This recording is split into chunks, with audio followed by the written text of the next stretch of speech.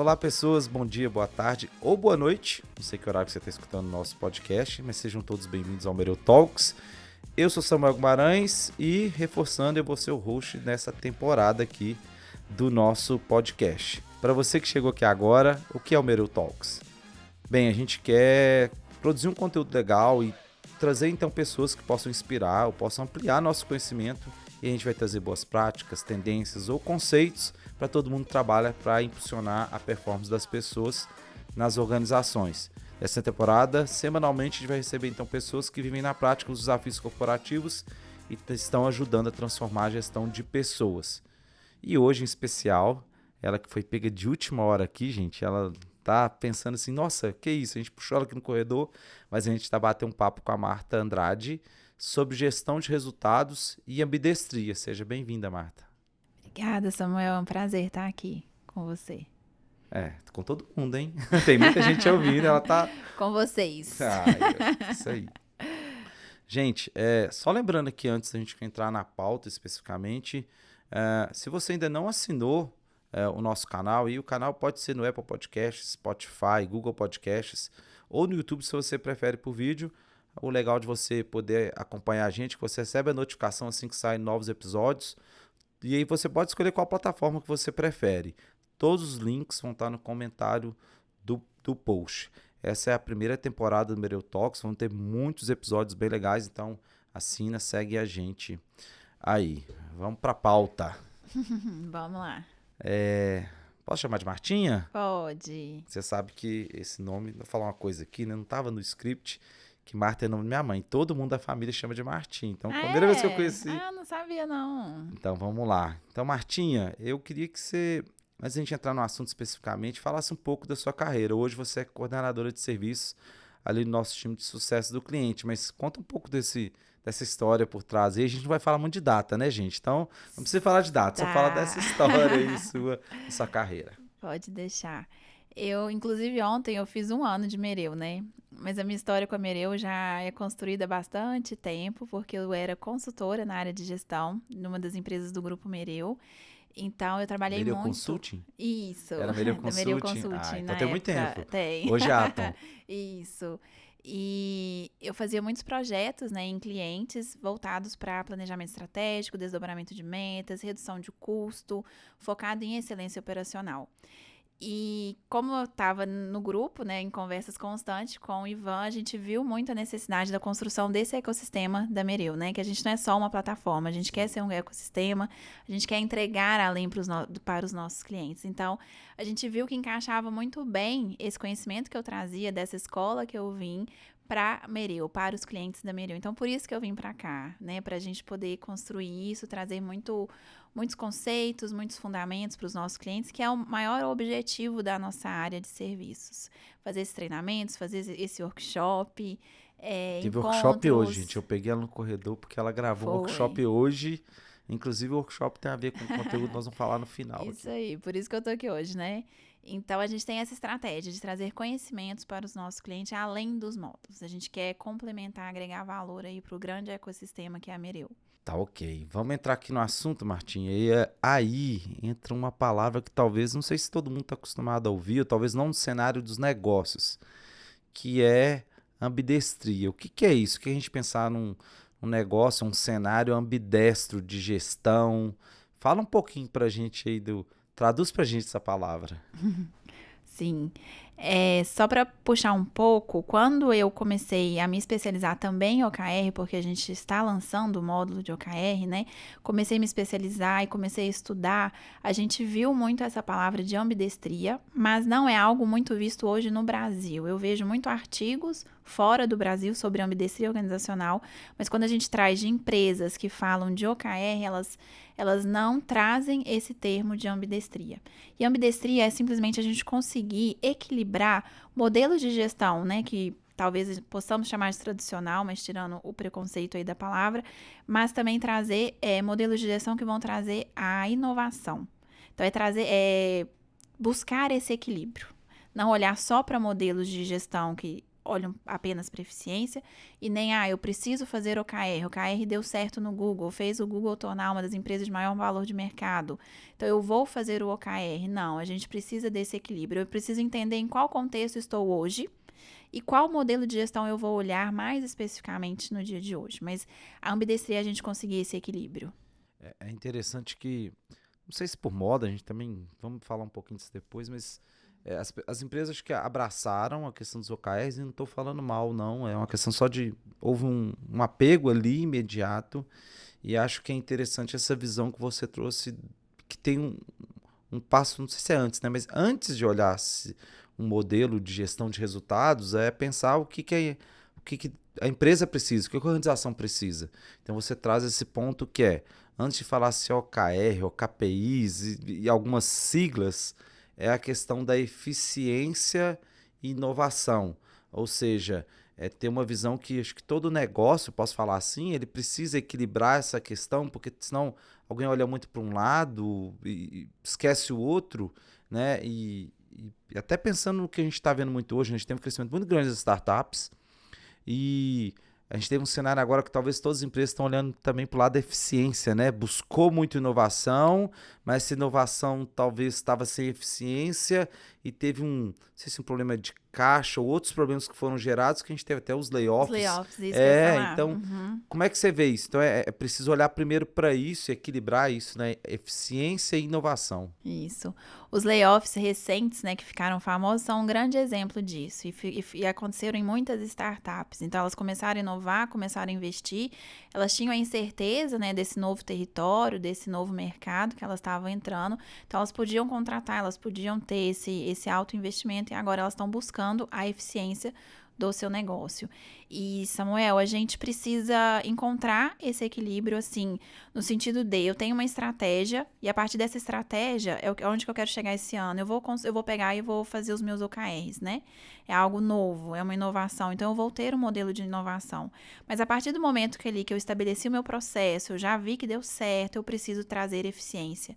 E aí, na eficiência, a gente vai começar a olhar para as metas de eficiência, para o modelo tradicional, que pode ser o BSC, o MBO, né, que é o gerenciamento por objetivos, muita gente fala KPI, então pode ser o KPI também, que é quando a gente vai olhar para a eficiência. Então, a gente tem que saber, assim, estratégia é diferente de eficiência operacional, né? E aí, eu vou usar um modelo diferente para cada um desses dois campos.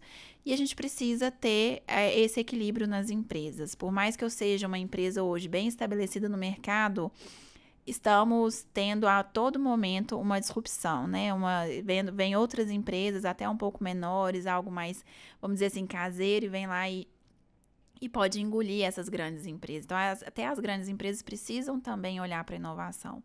Como que vai ser esse equilíbrio, ou o balanço, ou o peso desse equilíbrio, aí a gente vai ver ali dentro mesmo da operação delas, né? Mas a gente precisa ter esse equilíbrio entre inovação e eficiência.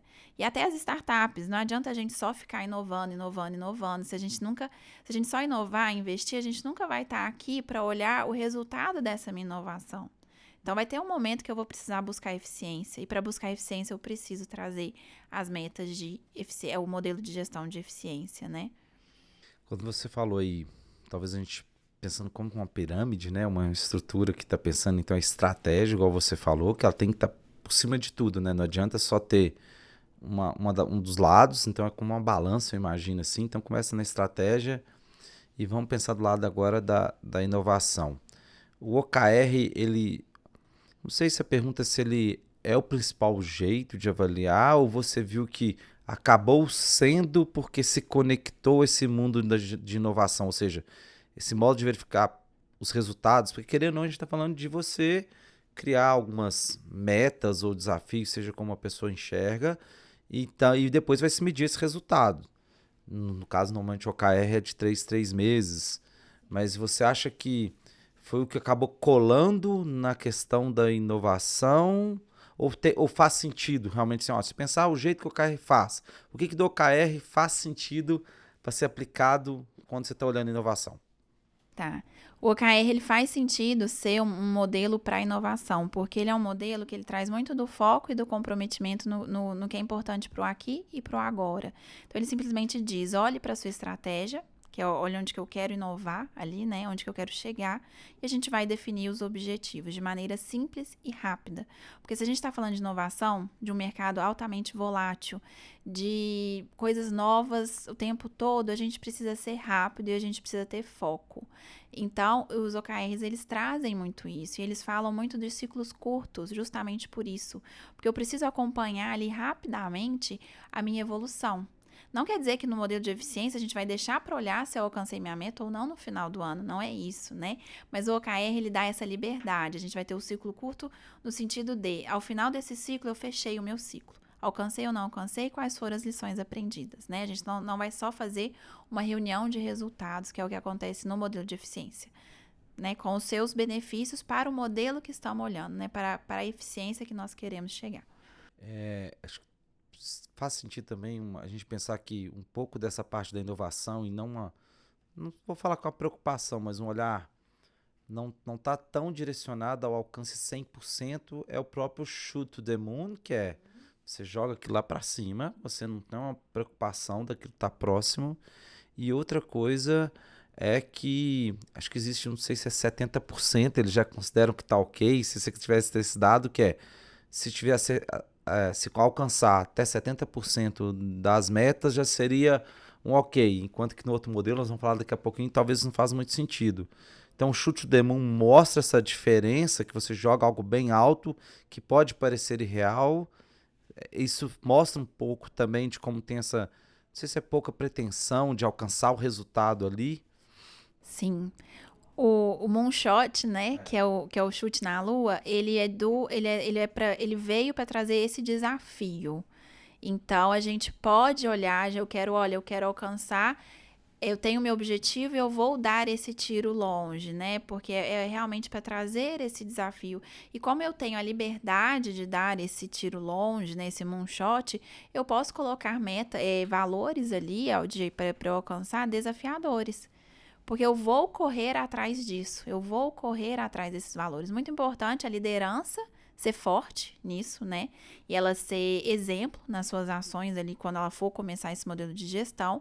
E também acreditar que isso é atingível. Eu não posso assim, eu quero alcançar você tem que ser atingível apesar de desafiador. Então, isso aí também é um dilema, né? Que a gente precisa encontrar também, outro equilíbrio que a gente precisa encontrar, né? Mas sim, esse desafio, ele dá certo no modelo de gestão do OKR e no modelo de gestão para inovação. E por isso que a gente não pode associar a bônus, né, Samuel? Porque... Eu ia perguntar isso agora, se... Infelizmente, vamos falar assim, né? A gente fala um pouco, a gente vive esse cenário pelas soluções que a gente trabalha, que a gente está em 2 colaboradores da Mereu, a gente ouve falar que olha, tem OKRs que estão atrelados ao bônus. E aí é um choque, porque não faz muito sentido. Eu vejo que eu acho que a pessoa está trabalhando com um modelo de gestão de metas tipo tradicional, vamos dizer assim, eu não gosto muito dessa palavra, mas ele está usando um modelo tradicional, só que ele está fazendo o acompanhamento trimestral. E aí ele chamou de OKR porque é até um pouco de modinha. Você falou lá atrás, faz sentido no meu modo de ver. É normal acontecer que, se a gente pega o cenário, por exemplo, de uma das startups. Então, um novo empreendedor criou um produto, criou uma solução e está começando, seja em qual momento que ele está do negócio, da startup dele, ele então olha para o mercado ou para a literatura e vai buscar e ele olha... o Google usa OKRs, a Dell usa OKRs, não sei quem usa OKRs. Ele olha para o negócio e fala, e faz sentido. Ele vai procurar literatura, artigo na internet, um vídeo, um livro.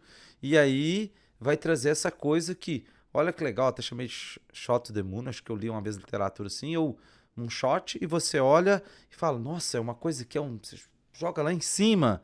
E aí tem até de novo, não só o problema do bônus, de pagar e estar atrelado a isso, quanto talvez até desanimar as pessoas se elas estiverem pensando realmente ter metas desafiadoras, mas que são alcançáveis, né? E então é esse problema o RV ou o bônus, né? Seja como a empresa denomina a questão do pagamento, mas um pagamento de bônus atrelado ao OKR é um erro, né, Marta? Assim, sem ser muito polêmico, já sendo, quem estiver ouvindo a gente aqui, gente, desculpa, a gente tá batendo papo aqui, mas a gente quer trazer um conhecimento, é importante isso.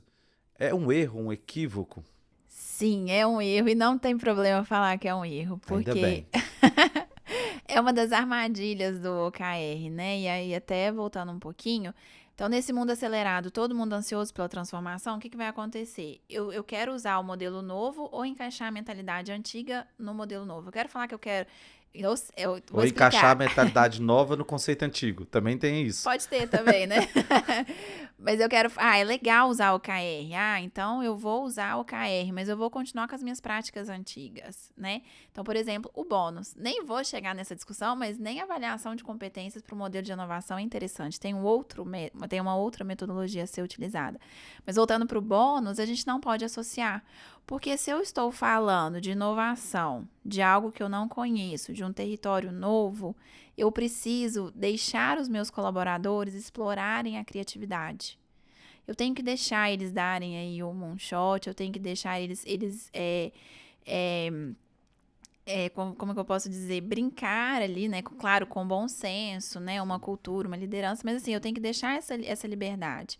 E se a partir do momento que eu vou atrelar um bônus, opa, peraí, eu não vou. Eu vou falar que eu vou alcançar a nota 60 de NPS, eu não vou falar 80, porque isso vai depender do meu bônus, né?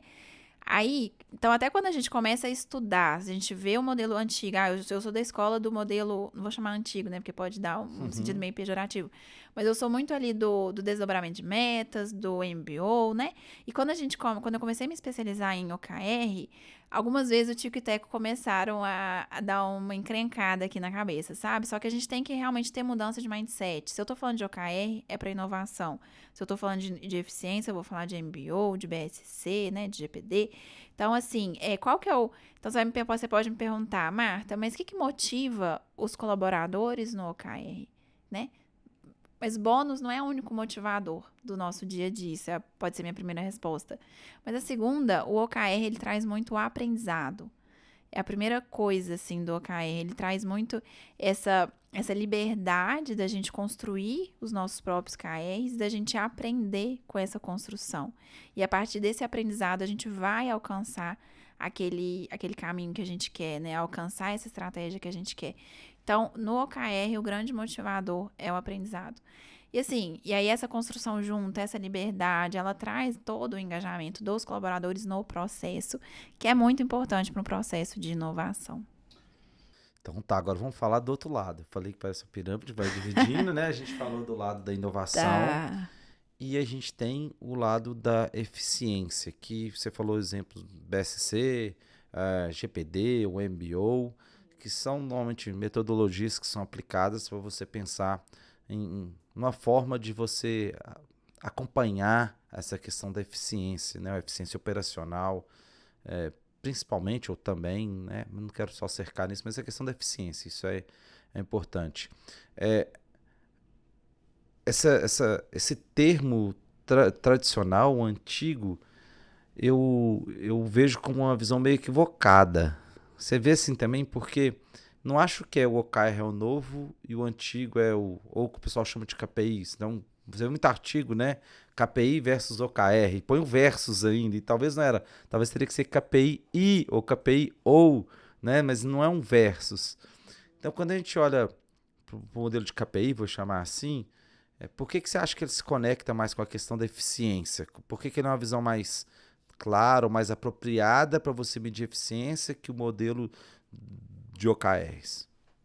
Quando você traz para mim, modelo tradicional ou modelo antigo, pode parecer pejorativo, pode parecer um preconceito, mas assim, ele é tradicional e ele é antigo e ele ficou e acredito que ele veio para ficar, né? Assim, há Nossa, um modelo muitos. perene. Isso. Mas ele tá aí há muitos e muitos anos dando certo, né? Mas ele era para um modelo de quando a gente olhava muito para eficiência. E por que ele dá certo para modelos de eficiência? Porque a gente tem ali algo que a gente já conhece, a gente está apenas estabelecendo os nossos processos, trazendo melhores práticas, trazendo qualidade, melhoria contínua. Então, é algo que já é bem estabelecido dentro da minha empresa. Você consegue enxergar isso? Não, eu conheço já esse processo, eu preciso apenas da melhoria incremental. Então, eu vou usar os meus modelos de gestão de eficiência, por exemplo, o MBO para fazer isso. E aí, a definição ela é um pouquinho diferente. Eu já tenho meus processos bem definidos, então eu tenho as minhas diretrizes. A partir das minhas diretrizes, eu vou definir as metas do presidente, dos diretores, e aí eu vou fazer esse cascateamento, né? E aí eu vou definindo as metas até os níveis mais baixos. São as metas de eficiência. Mas aí eu tenho uma observação importante para ser feita. Quando veio o modelo de OKR, do OKR é livre, OKR a gente vai compartilhar, todo mundo vai construir e tal. E muita gente quer fazer sempre essa guerra, né? Quer sempre fazer essa disputa, e não é o que existe aqui, eu acho que é complementariedade. E começaram a falar, mas porque cascatear não é legal. Porque vir das diretrizes também não é legal. Cascatear vai complicar, né? Mas não é assim. Quando a gente fala do modelo de eficiência, a gente fala de cascateamento ou de definição a partir da presidência, nada mais é que um alinhamento também. As pessoas também vão participar. A gente incentiva também no modelo tradicional as pessoas participarem da definição das metas também, sabe? E aí depois que define as metas, a gente vai incentivar ali quem vai executar, fazer os planos de ações, sabe? Mas a diferença é realmente os ciclos curtos, o moonshot que no OKR tem, no de eficiência não tem. O 70% no caso das metas não funciona, né? A gente fala que de um ano para o outro, um exercício básico, sem muita análise, é você que o que você alcançou num ano, no outro ano seja 80%, para você estar crescendo já um pouco, que é uma análise rápida, assim, bem, Isso. se rasa, mas assim, rápida, de falar, olha, pelo menos você tem que crescer isso, então que já era 100% outro ano. Agora, se alcança 70%, no OKR talvez você vai receber parabéns. Se você for olhar para a gestão através de KPIs, você vai olhar e talvez vai saber, olha, nós não alcançamos no ano, ou se for passar no mês, né? Nós não estamos alcançando esse mês. O que a gente pode fazer para mudar esse resultado? Porque se eu continuar com 70%, se fosse uma média, lá no final do ano eu vou chegar em 70%. E eu preciso tentar chegar no 100%, ou melhor ainda, chegar no 120%. Isso. Então, e o modelo de eficiência, ele vai muito olhar a árvore de KPI do negócio. A gente olha também para o orçamento. Então, é tudo para eficiência, né? Eu tenho um orçamento ali, eu tenho uma receita esperada, eu olho para o histórico, então é isso que você está falando, eu vou ver meu histórico, eu vou ver, aí faz toda a continha ali de lacuna, quanto que eu preciso crescer, qual que é o meu desafio para esse ano, mas nada um desafio tão grande quanto o que a gente vê na inovação. E ele é um modelo também que, assim, não, a gente fala é anual, porque a gente vai ter a revisão das metas anualmente, mas a gente tem que acompanhar mensalmente, né? Eu acho que esse é o maior que eu vejo de diferença, né? Vocês falam, o OKR é mais rápido porque é de 3 meses. E quando alguém fala isso, tem que conhecer um modelo de KPI, eu viro e falo assim, tá, mas no nosso, esse modelo aqui é mensal. E a pessoa fala, não, é mensal? Eu falei, é mensal, não é de 3 meses, nem de 6. No ano, a gente define as metas em um ano, mas tem uma meta mensal ali que você vai acompanhando e a correção de rota, ela, inclusive, é mais rápida, dependendo do que no modelo de OKR. Porque tem esse foco, né? De fazer a correção de rota se não está dando certo. Eficiência. Na eficiência, a gente não... A gente vai acompanhar mensalmente mesmo e a gente vai ver se a gente alcançou ou não. E se a gente não alcançou, nós temos que fazer contramedidas ali, né? Para poder voltar. O que não é feito no de eficiência é mudar o valor previsto, né? A gente deixa o valor previsto ali porque já é algo muito bem estabelecido. Os OKRs, quando a gente fala de 3 meses, é porque ele vai ter início, meio e fim durante 3 meses. De eficiência, a gente vai ter início, meio e fim durante um ano, mais o acompanhamento mensal. E o OKR, se no início, tô no modelo de gestão novo, acabei de implantar isso aqui, eu posso ter os meus check-ins até semanais ou quinzenais, né? E aí a diferença também é que no OKR, como é algo novo e esse mundo rápido, a gente pode sim alterar os valores previstos no OKR. Mas só voltando um pouco para a sua pergunta, né?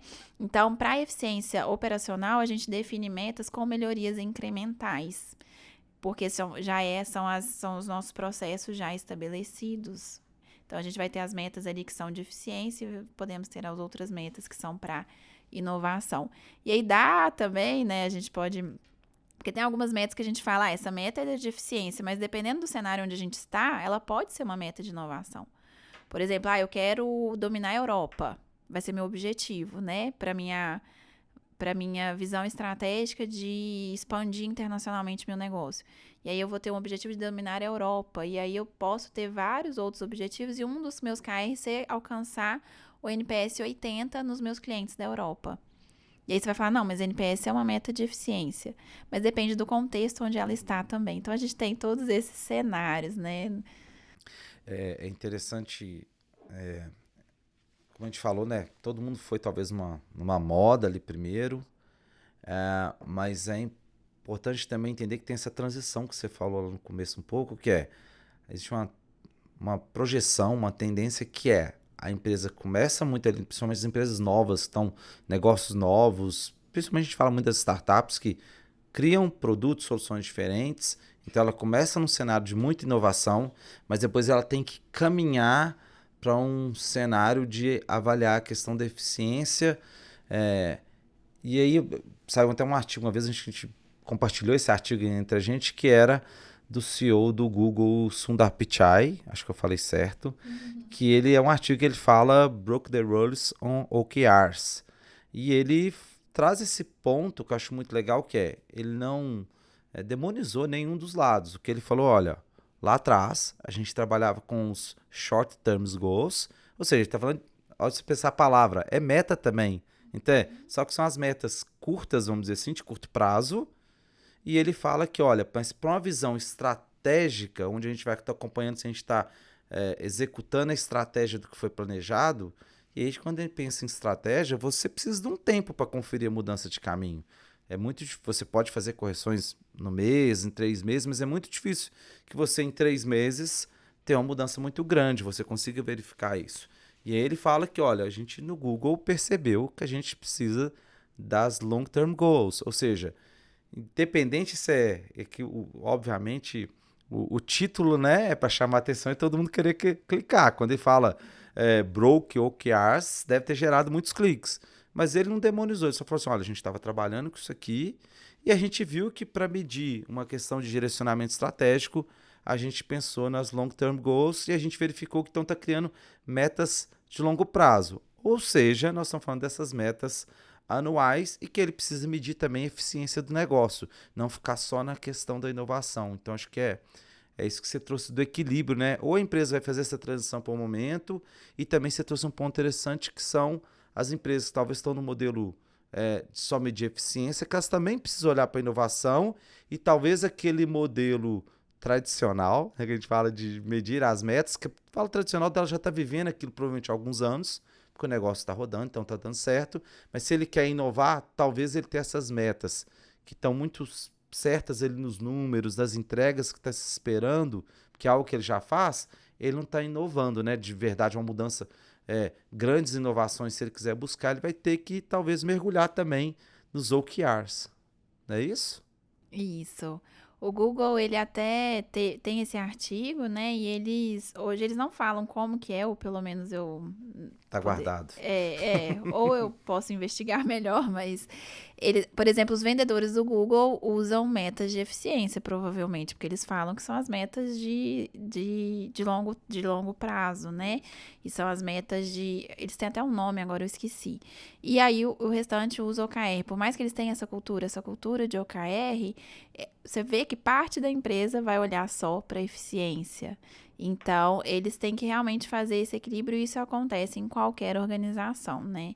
E aí o Google que trouxe o termo, eu acho, de moonshot, eles falam que se alcançar 70% tá bom, né? Eles trouxeram toda essa metodologia que às vezes a gente acha até que foi o Google que trouxe o OKR, né? Mas Na não verdade foi a Intel. Mas sim, eles têm esse momento que eles vão olhar para metas de eficiência, aí são o grupo de vendedores, podem ter também outras áreas ali, e as áreas de inovação que vão olhar, que vão construir os OKRs juntos a partir da estratégia. Mas lembrando assim, os OKRs, eles são construídos, né, a partir da estratégia do negócio. Então, eu tenho meu posicionamento estratégico, eu quero criar algo novo e diferente, que enderece uma dor real, ou quero criar algo difícil de ser imitado, eu vou usar a metodologia de OKR. E depois, quando isso já está bem estabelecido, eu vou para a eficiência operacional. Então, até a questão aqui é a gente conseguir diferenciar, né, meu posicionamento estratégico da eficiência operacional. Que aí eu vou que aí eu vou trazer essas melhores práticas, a melhoria contínua, a qualidade, né, dos meus processos. Então, ter essa diferença também. E tudo nasce nos direcionamentos, nos objetivos estratégicos, né? Se não tiver isso bem alinhado com todo mundo, a tendência é que você vai ter OKRs medindo resultados de forma errada e do outro lado você vai ter os KPIs também medindo coisas erradas, do jeito errado, porque talvez ninguém entendeu onde precisa inovar, o que precisa inovar e onde você precisa de maior eficiência, que talvez não cabe tanta inovação ou a inovação vai ser muito incremental, né? Pouquinho, igual você Isso. falou. É porque é um ciclo, né, Samuel? A gente tem a estratégia, aí a gente tem um posicionamento estratégico, então eu vou desenhar meus OKRs, vou sair ali desse meu mundo, pensar um pouco fora da caixa, depois a gente vai trazer a eficiência dos nossos processos. E vai girando esse ciclo, né? Então, acho que a gente tem muito conteúdo aqui, bem legal. Eu acho que é um assunto que não vai acabar ainda, porque acho que todo mundo, igual a gente falou, que a gente talvez vai ter uma coisa do meio aí, vai sendo, né, é até um pouco da nossa visão, da maneira do que a gente acredita, né? A gente não tem errado nenhum dos lados, nem só certo um dos lados. É uma combinação, dependendo do modelo de negócio, talvez até para departamentos, né? Queria fazer 2 pedidos finais aqui para a gente estar quase fechando aqui. Um você consegue citar alguns exemplos que isso pode ajudar quem está ouvindo a gente? Então, se a gente pensar que pode ter pessoas que são líderes, ou mesmo quem não é líder, mas trabalha num departamento específico, e principalmente gente da área que trabalha com gestão de pessoas, gente de gestão, RH, people, aí tem vários nomes aí no mercado que são aplicados hoje, mas tem alguns tipos de departamentos ou áreas que você acredita que faz mais sentido OKRs, para dar um exemplo às pessoas de aplicação, e tem mais e outros tipos de departamento que faz sentido trabalhar muita eficiência operacional e vai ter pouco a questão do OKR? Sim. Posso dar exemplos simplistas, né? A Sim, gente depois tem que aprofundar e como a gente e falou, é tem a como a combinação, né? gente. Não é Sim. necessariamente. Talvez no mesmo departamento você pode ter pessoas trabalhando, talvez algumas coisas mais semelhantes ao OKRs e outras pessoas trabalhando Sim. os KPIs aí. Mas a área de produto, né? A gente pode ter inovação. Então, tem inovação o tempo todo. Então, podemos trabalhar com o modelo de OKR.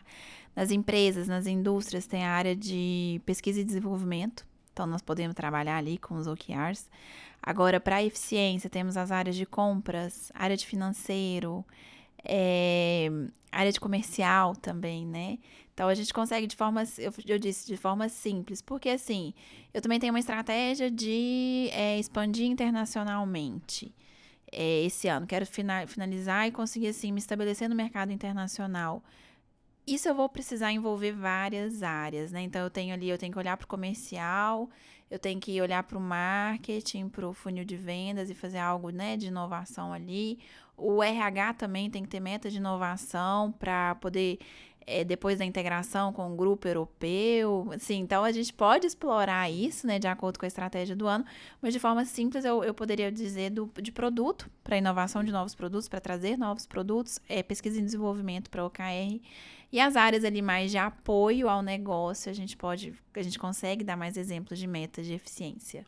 Isso é legal porque eu perguntei dos departamentos, eu sei que é a visão simplista, mas é exatamente mostrando que numa mesma empresa você precisa pensar na ambidestria, que não adianta eu falar, eu só uso tal modelo ou uso tal modelo. E ainda tem os departamentos, provavelmente, que tem misturas grandes ali, dependendo da área que a pessoa atua, enfim.